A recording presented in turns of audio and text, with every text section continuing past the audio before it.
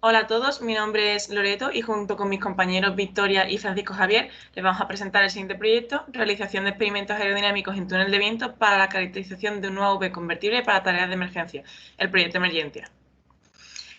En esta presentación vamos a tratar los siguientes temas. En primer lugar, vamos a contextualizar qué es el proyecto Emergencia. En segundo lugar, hablaremos del modelo, el diseño y cómo se ha llevado a cabo su fabricación. Seguidamente, explicaremos cómo se han desarrollado los ensayos en túnel de viento, cuáles han sido los resultados que se han obtenido y cuáles son las conclusiones obtenidas y la línea futura de trabajo. El proyecto Emergencia. ¿En qué consiste como tal el proyecto Emergencia? Pues consiste en el desarrollo de un RPAS convertible de ala fija con capacidades de VTOL para misiones SAR. Se busca que esta aeronave se pueda aplicar en distintas situaciones, como por ejemplo desastres naturales, incendios, epidemias, etc. Un claro ejemplo de ello es la crisis sanitaria de COVID que hemos estado viviendo durante los últimos meses. ¿Qué ofrece este proyecto respecto a las misiones de tipo SAR? Aumenta la sostenibilidad, la eficiencia y la seguridad. Otros proyectos similares a este se han llevado a cabo en Europa, como por ejemplo el Ambulance Drone que se desarrolló en la Universidad de Delft. ¿Por qué se decide por esta configuración? Porque junta las ventajas del ala fija, el ala rotatoria y el RPAS. Porque el ala fija tiene un mayor alcance y una mayor autonomía, el ala rotatoria nos permite realizar despegue y aterrizaje vertical y aporta una mayor maniobrabilidad, y porque RPAS, debido a sus reducidas dimensiones y a la reducción de riesgo que supone, dado que no se pone en peligro las vidas humanas. El proyecto Emergente es un proyecto muy amplio que consta de distintas líneas de trabajo, como por ejemplo la fabricación, electrónica, etcétera. Pero en este proyecto nos vamos a enfocar en la aerodinámica, concretamente en la caracterización mediante experimentos en túnel de viento de la aeronave longitudinalmente y direccionalmente, así como de los distintos elementos que ella la componen. Comenzamos ahora con lo que es la evolución del proyecto y las modificaciones del diseño y su posterior fabricación. Para empezar, se empezaron en su inicio, en el inicio del proyecto, se consideraron dos modelos a estudiar. Por un lado, el modelo CP2, donde hay 4 hélices, y por otro lado, el modelo CP1. Finalmente, se decidió continuar con los estudios aerodinámicos del modelo CP1, cuyas dimensiones se encuentran en la tabla que podemos encontrar a la derecha. En cuanto al proyecto, refiriéndonos a los estudios aerodinámicos en túnel de viento, encontramos 3 fases. La fase 1 fue la que realicé yo en 2019 y fueron los ensayos de un único modelo con un ala con flecha invertida. Además, se estudió también el ala por separado y la cola por separado. La fase 2 es la fase que llevaron a cabo mis compañeros aquí presentes, que realizaron los estudios de 2 modelos cuya principal diferencia se encontraba en el ala. Pues lo que hicieron fue crear un segundo ala sin flecha, es decir, un ala recta. Además de ello, se añadieron estudios sobre el fuselaje por separado para ver su influencia dentro de lo que serían los resultados obtenidos. Actualmente se encuentra en desarrollo la fase 3, en la que tenemos a 3 personas que están trabajando en ella. Y lo que están haciendo es el estudio de 4 elementos. En este caso, lo que se ha hecho ha sido cambiar el fuselaje por completo, cambiar también la cola, pues también tenía cierta flecha. Ahora lo que se hace es una cola completamente recta y además crear un nuevo ala cambiando el estrechamiento de la misma. Como hasta ahora los únicos resultados que tenemos son los resultados de la fase 2, es en esta fase en la que nos vamos a centrar durante esta presentación. Tal y como se puede ver en esta diapositiva, tenemos los 2 modelos comentados. Se puede apreciar perfectamente aquí que el ala pasa de tener una flecha invertida a ser un ala recta. Estas son las dimensiones principales. Como vemos, la envergadura es exactamente la misma, no cambia, solamente la flecha. Como ya he comentado, se estudiaron los distintos modelos, pero además se estudiaron las distintas partes que conforman los modelos por separado para poder caracterizar mejor y aplicar después el principio de superposición y ver que funciona bien. Sin embargo, estos modelos, diseñados en CATIA y modificados todos en CATIA, no pueden ser ensayados tal y como, no se pueden sacar directamente y ser metidos en el túnel de viento. Hay que realizar una serie de modificaciones. Para empezar, sabiendo que todos estos modelos han sido fabricados mediante impresión 3D, hay que realizar adaptaciones referidas a lo que es las limitaciones de la impresora 3D. En este caso, el tamaño de la cama y también la posición de las piezas. Para ello, lo que se hace es dividir las distintas piezas en subpiezas y situarlas de manera que puedan ser impresas de manera óptima. Además, se diseñan las uniones necesarias y los soportes para poder introducir todos estos elementos dentro de lo que sería el túnel de viento. Refiriéndonos ahora al túnel, es básicamente el túnel las dimensiones del túnel lo que nos permitió escoger la escala, en este caso una escala 1:4, y también el tipo de soportes a utilizar. Esta escala fue elegida en función a las correcciones que habría que aplicar más tarde para evitar los efectos de bloqueo por la presencia de las paredes del túnel. De esto hablaré en unos minutos. Aquí podemos ver lo que sería el proceso que han seguido todas las piezas hasta su implementación en el túnel, comenzando por la generación de los códigos necesarios para la impresión 3D, la propia impresión 3D, unión de las piezas, las distintas particiones de los modelos, tratamiento superficial mediante lijado y resina y finalmente su posicionamiento en el túnel. Centrándonos ahora en los ensayos propios realizados en túneles de viento. Para empezar, este es el túnel de viento del que disponemos en la escuela. Tiene una cámara de ensayo de 5 metros de longitud, 1,8 metros de alto y 1,4 de ancho. Algunos elementos característicos del túnel, aparte del propio túnel, el sistema de medidas utilizando un tubo de pitot y también un potenciómetro, sistema de posicionamiento que nos permite colocar los distintos modelos en la posición que deseamos ensayar y finalmente la balanza de medición, que lo que nos hace es transforma todas las fuerzas que nos da los valores numéricos de las fuerzas y momentos aerodinámicos o que estemos aplicando sobre los modelos en ese caso. En cuanto a los experimentos realizados, se realizaron dos tipos de experimentos distintos, ante variación de ángulo de ataque en un rango de entre menos 90 y 90 grados, lo que da un total de casi 1.200 experimentos, teniendo en cuenta que los distintos intervalos varían en función de la precisión que se desea tener en cada una de las partes de la curva. Y por otro lado tenemos los ensayos ante variación del ángulo de resbalamiento, en este caso en un rango de 0 a 90 grados, ya que se aplicará la antisimetría. Todo ello da 1.070 experimentos para los ensayos ante variación de ángulos de resbalamiento.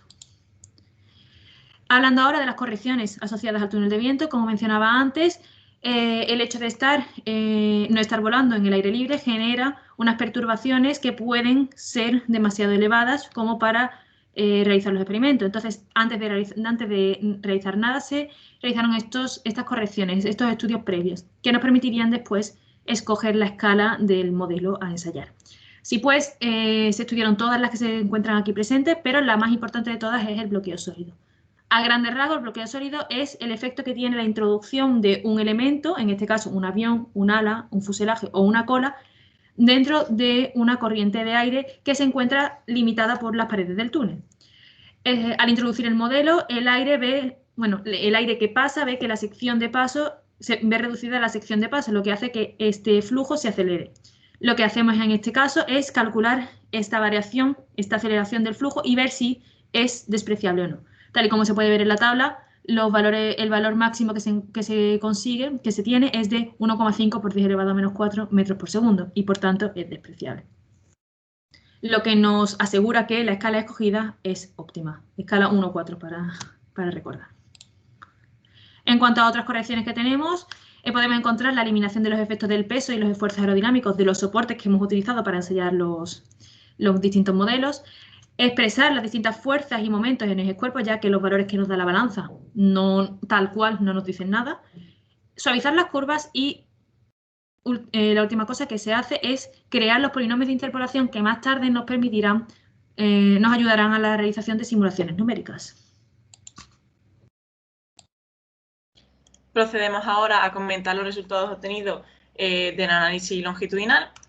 Se presentan en primer lugar los resultados de coeficiente de sustentación, resistencia y momento respecto al centro de gravedad de la nave completa de los elementos por separado, es decir, ala 1 correspondiente a la convexa invertida, el ala 2 que sería la ala recta, el fuselaje y la cola.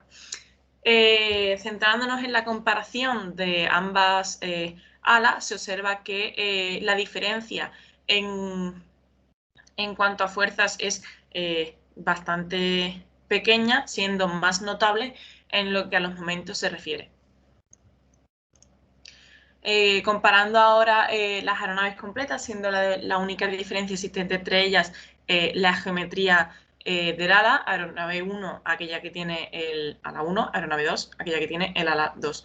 Se observa que los coeficientes de fuerza son muy similares entre sí y, de nuevo, esa mayor diferencia se da en el coeficiente de movimiento, siendo igualmente bastante pequeña. Estas diferencias se van a comentar a continuación. ¿Qué ocurre? O sea, ¿cuál es el interés de estudiar los elementos por separado? Básicamente, el interés es comprobar si el principio de superposición es válido. ¿En qué consiste el principio de superposición? En estudiar, como acabamos de comentar, los elementos por separado, sumarlos y comprobar que el resultado obtenido coincide con los resultados obtenidos de la aeronave como tal. Tal y como podemos observar, la curva morada se corresponde con la suma de todos los elementos y la curva en verde los resultados de la aeronave completa. En cuanto a fuerzas, son prácticamente idénticas y más aún en cuanto a tendencia se refiere, y en momentos sí que se observa una diferencia mayor. Estas diferencias existentes entre las curvas se deben principalmente a que no se han tenido en cuenta la interacción entre los elementos y también se ha despreciado el efecto del downwash. Para aumentar la confianza en los resultados obtenidos, se decide comparar estos resultados experimentales con resultados obtenidos mediante el análisis de CFD o mediante comparación con modelos teóricos. Tal y como podemos observar, el modelo teórico sí que se separa un poco de la tendencia obtenida mediante experimentación, pero los resultados obtenidos mediante métodos computacionales sí que se asemejan en gran medida a los resultados obtenidos en túnel. Por lo tanto, podemos decir que los resultados son en gran medida bastante confiables. Pasamos ahora a comentar los resultados obtenidos en los estudios direccionales a variación de ángulo de revelamiento, siendo un número total de ensayos de 1068 experimentos. Atendiendo, por ejemplo, al caso de la aeronave de ala recta y en el caso de la fuerza lateral, se observa en la primera gráfica a la izquierda los puntos obtenidos directamente del túnel, y en la gráfica que se observa a la derecha se observan las curvas ya habiendo realizado un tratamiento que permite eliminar los posibles efectos ruidosos introducidos por el túnel. Además, como se realizaron estudios para varias velocidades, se realiza la representación de la fuerza lateral y de también el momento de guiñada en función de la velocidad y del ángulo de resbalamiento. Se compara también el efecto de la flecha del ala y se observa que tanto para el coeficiente de fuerza lateral como el de resistencia como el de momento de guiñada, la diferencia entre las curvas es muy pequeña, dado que la contribución del ala en el problema direccional es mínima. Atendiendo a la estabilidad direccional, se observa que, y teniendo en cuenta el criterio de signos tomado durante los ensayos en el túnel de viento, pues se tiene que la aeronave es estable direccionalmente hablando para un rango de 0 a 42 grados aproximadamente de resbalamiento. Se analiza también la contribución de los distintos elementos, tanto a la fuerza lateral como al momento de guiñada, de los distintos elementos y de la aeronave completa.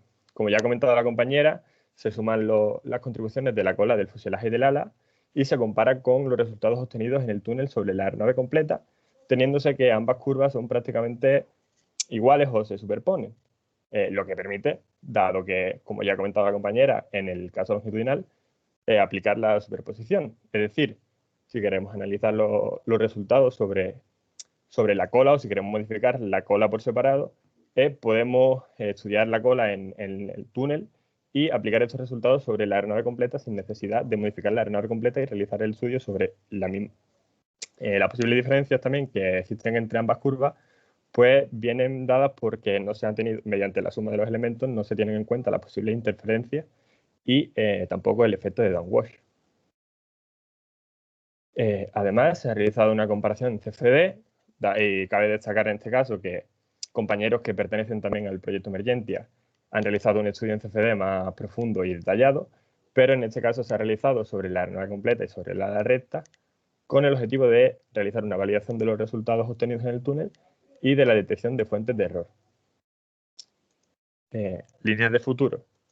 Pues hablamos de las líneas de futuro, las cuales se llevarán a cabo durante la fase 3, que ya de hecho se están realizando actualmente, y entre ellas obtenemos la optimización del proceso de toma de datos en el túnel, con un nuevo sistema de cogidas que incluya la caracterización lateral de la aeronave y la reducción de posibles vibraciones y de resistencia de los elementos de sujeción, y también se tendrá una ampliación de los estudios en CFD y los ensayos en túnel de viento de los elementos de la aeronave actualizados. Como el proceso de diseño es iterativo, pues se siguen realizando ensayos en túnel de viento sobre los nuevos elementos. Y esto ha sido todo. Muchas gracias por su atención.